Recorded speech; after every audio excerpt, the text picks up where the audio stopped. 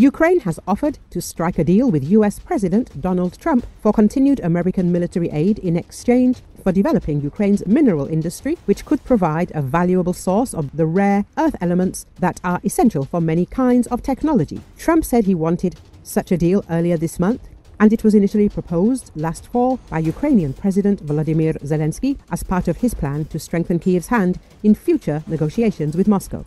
We really have this big potential in the territory which we control, Andrii Yermak, Chief of Staff to the Ukrainian President, said in an exclusive interview with the Associated Press. We are interested to work, to develop with our partners, first of all with the United States. Here is a look at Ukraine's rare earth industry and how a deal might come together. What are rare earth elements? Rare earth elements are a set of 17 elements that are essential in many kinds of consumer technology, including cell phones, hard drives, and electric and hybrid vehicles. It is unclear if Trump is seeking specific elements in Ukraine, which also has other minerals to offer. It can be lithium, it can be titanium, uranium, many others. Yermak said, "It's a lot. China, Trump's chief geopolitical adversary, is the world's largest producer of rare earth elements. Both the US and Europe have sought to reduce their dependence on Beijing. For Ukraine, such a deal would ensure that its biggest and most consequential ally does not freeze military support, which would be devastating for the country that will soon enter its fourth year of war against Russia's full-scale invasion. The idea also comes at a time when reliable and uninterrupted access to critical minerals is increasingly hard to come by globally. What is the state of the Ukrainian minerals industry? Ukraine's rare earth elements are largely untapped because of the war and because of state policies regulating the mineral industry. The country also lacks good information to guide the development of rare earth mining. Geological data is thin because mineral reserves are scattered across Ukraine and existing studies are considered largely inadequate. The industry's true potential is clouded by insufficient research, according to businessmen and analysts.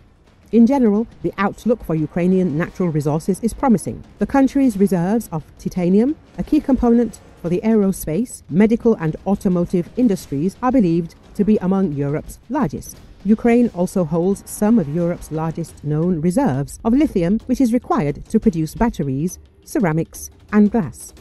In 2021, the Ukrainian mineral industry accounted for 6.1% of the country's gross domestic product and 30% of exports.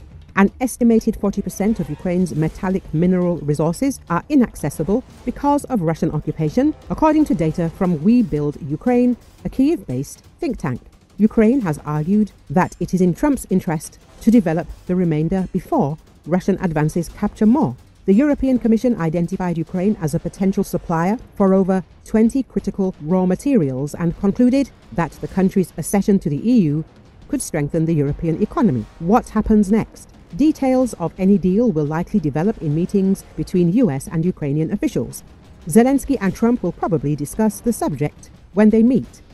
US companies have expressed interest, according to Ukrainian business officials, but striking a formal deal would likely require legislation, geological surveys, and negotiation of specific terms. It is unclear what kind of security guarantees companies would require to risk working in Ukraine, even in the event of a ceasefire. And no one knows for sure what kind of financing agreements would underpin contracts between Ukraine and US companies.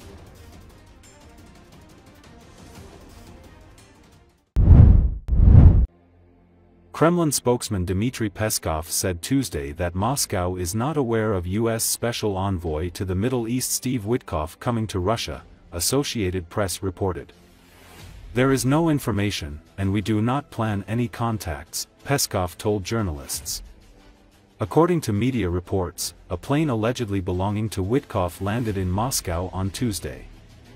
"We said that we have certain channels, along the lines of various departments, we have contacts and they have really intensified, as we have already said, as the administration is establishing its activities in Washington. But in this case, nothing on the Ukrainian settlement," he added. Commenting on Trump's statement that Ukraine may be Russian someday, Peskov said that a significant part of it has already become Russian, referring to the occupied parts of Donetsk, Luhansk, Zaporizhia and Kherson regions. "This largely corresponds to the words of President Trump," he said. Нет, никакой информации нет и никаких контактов у нас не планируется. Мы говорили, что у нас идет по по определенным каналам, по линии разных ведомств у нас каналы осуществляются, они действительно интенсифицировались, как мы уже говорили, по мере того, как администрация тоже налаживает свою деятельность в Вашингтоне. Но в данном случае по украинскому регулированию ничего. То, что значительная часть Украины хочет стать Россией, и то, что она уже стала Россией, это факт.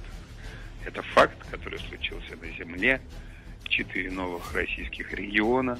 Люди, которые, несмотря на множество опасностей, стояли в очередях и голосовали на референдуме за вступление в Российскую Федерацию, это во многом корреспондируется со словами президента Трампа.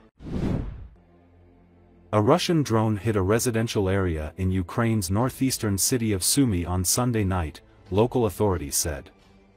According to Associated Press, firefighters tackled the blaze after an attack which damaged 3 houses and 21 cars. According to the State Emergency Service, 65 residents were evacuated and no casualties have been reported. The Armed Forces of Ukraine reported that on Sunday evening, Russian forces attacked Ukraine with 83 drones, 61 of which were shot down.